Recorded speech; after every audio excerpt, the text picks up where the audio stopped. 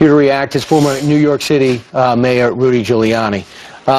Do you believe, the same question, Matt Lauer asked Bill Bratton, do you believe he's lost the trust of the NYPD? I think Bill answered it probably appropriately. He's lost a tremendous amount of trust in the NYPD. I don't think they should turn their backs. I mean, the mayor deserves respect no matter who he is. The office does.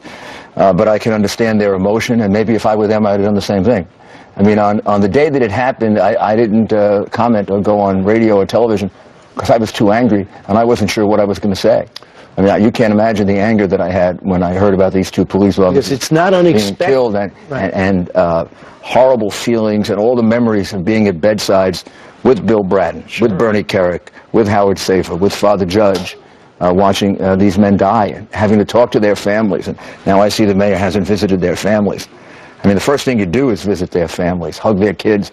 This whole question of whether the young boy will go to school, there'll be plenty of money raised for him. There are all kinds of... Rusty Staub has a charity that's been there for years that takes care of children. But no amount of money will bring his father back. The PBA widows and orphans, of course. No.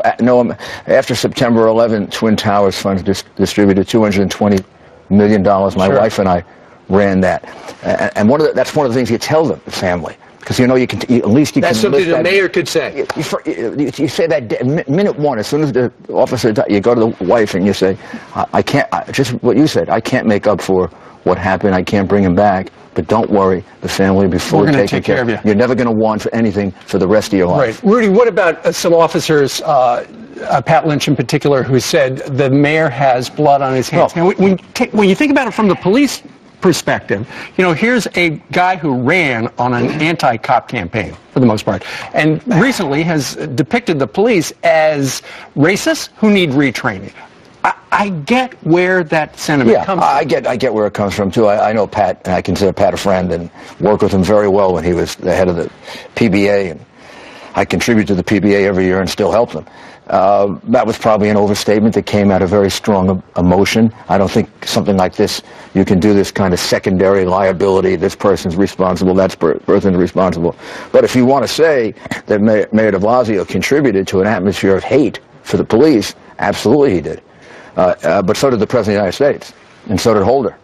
Al Sharpton, don't leave him out. And Al Sharpton's not a public official, and we're used to him doing it for years.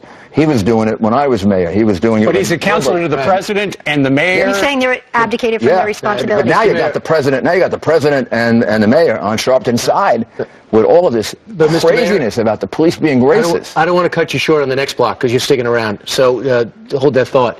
Meanwhile, coming up straight ahead.